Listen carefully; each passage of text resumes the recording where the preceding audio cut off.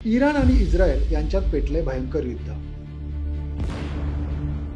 आणि हे युद्ध म्हणजे जागतिक महायुद्धाचा पुढचा टप्पा आहे असं म्हटलं जातंय। इस्रायली हल्ल्यांमध्ये इराणमधील तब्बल 406 नागरिकांचा मृत्यू झाल्याचं कळतंय, तर इराणनं केलेल्या हल्ल्यात 128 इस्रायली नागरिकांचा मृत्यू झालाय। या युद्धात अमेरिका इस्रायलच्या बाजूने आहे तर रशिया आणि चीन इराणच्या बाजूने आहे। पण भारताने मात्र ठामपणे तटस्थ राहण्याचा निर्णय घेत दोन्ही देशांना शांतता प्रस्थापित करण्याचा सल्ला दिलाय। पण असं का?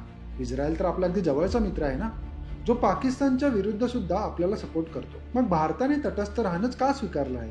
मंडळी, जागतिक राजकारण दिसतं तितकं सोपं नसतं आणि भारतीय परराष्ट्र धोरण अत्यंत संयमानेच काही गोष्टी ठरवत असतं। इराण आणि इस्रायल यांच्यातील तणाव नवीन नाही। गेल्या अनेक वर्षांपासून या दोन देशांमध्ये शीतयुद्धासारखी परिस्थिती आहे। पण 13 जून 2025 रोजी हा तणाव खूपच वाढला। इस्रायलने ऑपरेशन रायझिंग लायन अंतर्गत इराणच्या काही लष्करी ठाण्यांवर हवाई हल्ले केले। त्याला प्रत्युत्तर म्हणून इराणने क्षेपणास्त्र आणि ड्रोन हल्ले केले। रॉयटर्सच्या अहवालानुसार या हल्ल्यांमुळे मध्य पूर्वेतील परिस्थिती आणखी बिकट झाली आहे। भारताने या युद्धात कोणाचीही बाजू न घेता तटस्थ राहण्याचा निर्णय घेतला आहे। याची काही मुख्य कारणं आहेत। पहिलं कारण म्हणजे भारताचं परराष्ट्र धोरण। भारताचं परराष्ट्र धोरण नेहमीच स्वायत्त राहिलेलं आहे। याचा अर्थ आपण कोणत्याही एका देशाच्या बाजूने पूर्णपणे झुकत नाही। भारताने यापूर्वीही अनेक आंतरराष्ट्रीय संघर्षांमध्ये तटस्थता ठेवली आहे, जसं की रशिया युक्रेन युद्धातही कोणाचीच बाजू भारताने घेतली नाही। किसी भी समस्या का समाधान रणभूमि में कभी भी नहीं होता है।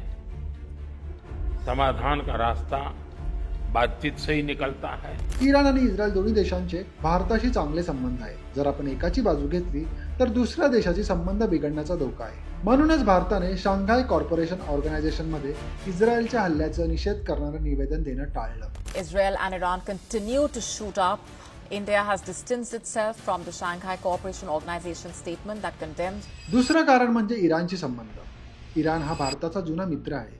भारत 80% पेक्षा जास्त तेल इराणमधून आयात करत असे।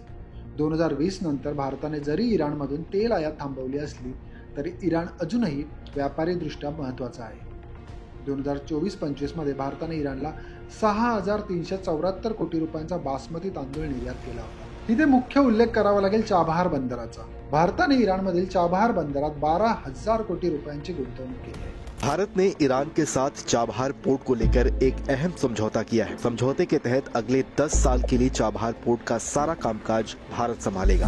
हे बंदर अफगाणिस्तान आणि मध्य आशियाई देशांची व्यापारासाठी खूप महत्त्वाचं आहे। यामुळे पाकिस्तानला वगळून भारताला थेट व्यापारी मार्ग मिळतो। तिसरं कारण म्हणजे इस्रायलशी संबंध। तर इस्रायल हा भारताचा दुसरा सर्वात मोठा संरक्षण सामग्री पुरवठादार आहे, म्हणजेच वेपन सप्लायर आहे। भारताला इस्रायलकडून क्षेपणास्त्रे, ड्रोन, रडार आणि इलेक्ट्रॉनिक युद्ध प्रणाली मिळतात। इस्रायल दहशतवाद विरोधी आणि संयुक्त लष्करी सरावातही भारताला सहकार्य करतो। 2023-24 मध्ये भारत इस्रायल व्यापार $4.5 अब्ज इतका होता। यात पेट्रोलियम, हिरे आणि तंत्रज्ञानाचा समावेश आहे। इस्रायल भारताला स्टार्टअप्स आणि नाविन्यपूर्ण तंत्रज्ञानात देखील मदत करतो। अमेरिका, रशिया आणि चीन यांच्यातील सत्ता संघर्षात भारताला सर्वांशी चांगले संबंध ठेवायचे आहेत।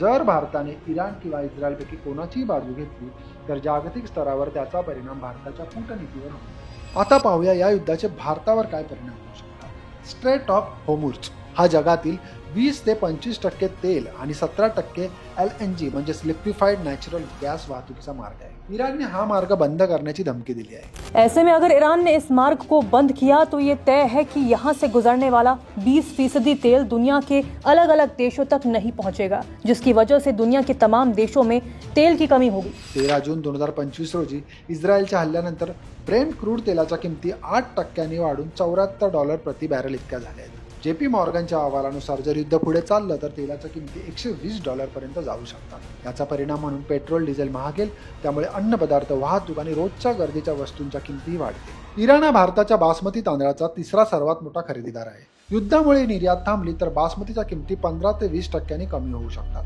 ज्याचा फटका शेतकऱ्यांना बसेल। स्ट्रेट ऑफ होर्मुझ आणि लाल समुद्र मार्गांवरील अडथळ्यांमुळे जहाजांचा खर्च 15 ते 20% वाढेल। जर जहाजांना केप ऑफ गुड होप मार्गे जावं लागलं तर प्रवासाचा कालावधी 2 आठवड्यांनी वाढेल, याचा थेट परिणाम आपल्या आर्थिक व्यवस्थेवर होईल। ज्यांना वाटतं की इस्रायलने इराणला धडा शिकवावा, युद्ध होऊ द्यावं, त्यांनी हे सुद्धा लक्षात घ्यावं की याचा परिणाम तुमच्या आमच्या सामान्य आयुष्यावर होणार आहे आणि या युद्धात इराणचा पराभवही भारताच्या फायद्याचा नाही। विषय अत्यंत गुंतागुंतीचा आहे, त्यामुळे भारतीय परराष्ट्र धोरण तटस्थ आहे आणि युद्ध टाळा म्हणत आहेत ते योग्यच।